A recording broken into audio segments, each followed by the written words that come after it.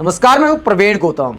दोस्तों, लोकसभा चुनाव के नतीजों ने तमाम सर्वे एक्सपर्ट को गलत साबित कर दिया और रिजल्ट में गलत साबित होने पर एक्सिस माई इंडिया के कर्ता धर्ता आज तक इंडिया टुडे के लिए सर्वे करने वाले प्रदीप गुप्ता फूट फूट कर रोने लगे। कई लोग सोशल मीडिया पर प्रदीप गुप्ता को ट्रोल कर रहे हैं, उनके आंसुओं का मजाक उड़ा रहे हैं। लेकिन दोस्तों, क्या ऐसा करना चाहिए?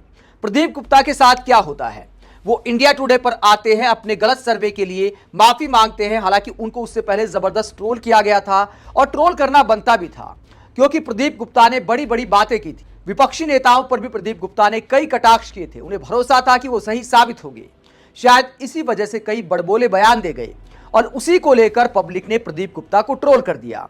लेकिन उसके बाद दोस्तों, सबसे बड़ी बात होती है गलती को स्वीकार करना। अच्छी बात है कि प्रदीप गुप्ता ने अपनी गलती मानी। और जब राहुल कंवल और राजदीप सरदेसाई के साथ सर्वे को लेकर बातचीत होती है और राजदीप सरदेसाई कहते हैं कि बहुत सारे सर्वे करने वालों के लिए भी ये चुनाव एक सबक है, वो जनता की नब्ज को समझ नहीं पाए। और इसी चर्चा के दौरान जब राहुल कंवल कहते हैं कि आपके कई सर्वे पहले सही भी साबित हुए हैं, तो प्रदीप गुप्ता भावुक होकर रोने लगते हैं और फूट फूट कर रोने लगते हैं।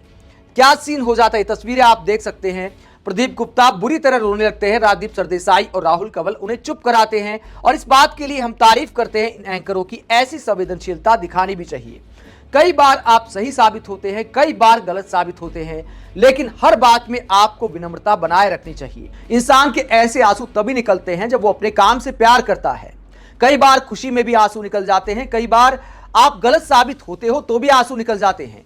प्रदीप गुप्ता का रोना दिखाता है कि कहीं ना कहीं उन्हें इस बात का पछतावा है कि आखिरकार वो इतने गलत कैसे साबित हो सकते हैं।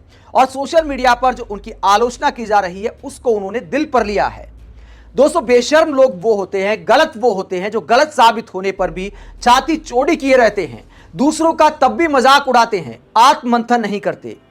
इंसान वही अच्छा होता है जो अपनी गलती को स्वीकार कर सके और किसी के आंसू इमोशन में निकल जाते हैं। मेरा मानना है कि प्रदीप गुप्ता को रोने पर कम से कम ट्रोल नहीं करना चाहिए। हाँ, उनसे सवाल बनते थे, वो हमने भी किए, बहुत सारी पब्लिक ने किए, लेकिन प्रदीप गुप्ता ने कई बार अच्छे सर्वे भी दिए हैं। मुझे हरियाणा का चुनाव याद है, जब तमाम टीवी चैनलों के सर्वे एक्सपर्ट ने बीजेपी की प्रचंड बहुमत की सरकार बना दी थी और उस वक्त प्रदीप गुप्ता सर्वे लेकर आए आज तक पर एकदम अलग और कहा कि बीजेपी अकेले दम पर बहुमत का आंकड़ा नहीं छू पाएगी और परिणाम भी वैसा ही आया। तो धारा के विपरीत भी कई सर्वे दिए हैं प्रदीप गुप्ता ने, उसके लिए हम उनका आदर करते हैं। बस एक बात थोड़ी अजीब लगी थी कि सर्वे में उन्होंने बीजेपी को प्रचंड बहुमत दिखाया और उससे पहले लगातार बयानों में वो कहते रहे कि बीजेपी हो सकता है कि अकेले दम पर बहुमत का आंकड़ा भी ना छू पाए, हो सकता है बॉर्डर लाइन पर बहुमत आए। उनके ही बयान थे कि चर्चा इस बात की है कि 300 छू पाएगा एनडीए या नहीं छू पाएगा। और उसके बाद अचानक जब अपने एग्जिट पोल में उन्होंने बहुत सारी सीटें दे दी तो पब्लिक हैरान रह गई। इसीलिए पब्लिक ने बहुत सारे सवाल प्रदीप गुप्ता से किए, लेकिन प्रदीप गुप्ता ने अच्छा काम यह किया है कि अपनी गलती मानी है। वरना आपने देखा होगा कि बहुत सारे एंकर गलत साबित होने पर भी आज भी विपक्ष को नीचा दिखा रहे हैं कि देखिए ईवीएम तो सही साबित हो गई ना। अब भी कहते हो देखिए आया तो मोदी ही, सारे रिकॉर्ड तोड़ दिए।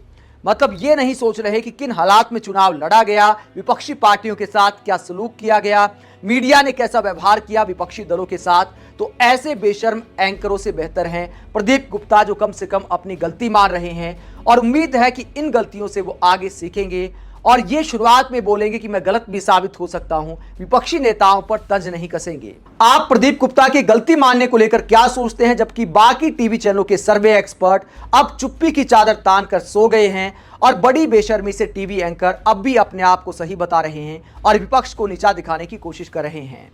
कमेंट बॉक्स में अपनी राय जरूर दें। अगर आप हमारी पत्रकारिता को पसंद करते हैं तो थैंक्स के ऑप्शन का इस्तेमाल करें, वीडियो को लाइक करें, चैनल को सब्सक्राइब करें। नमस्कार।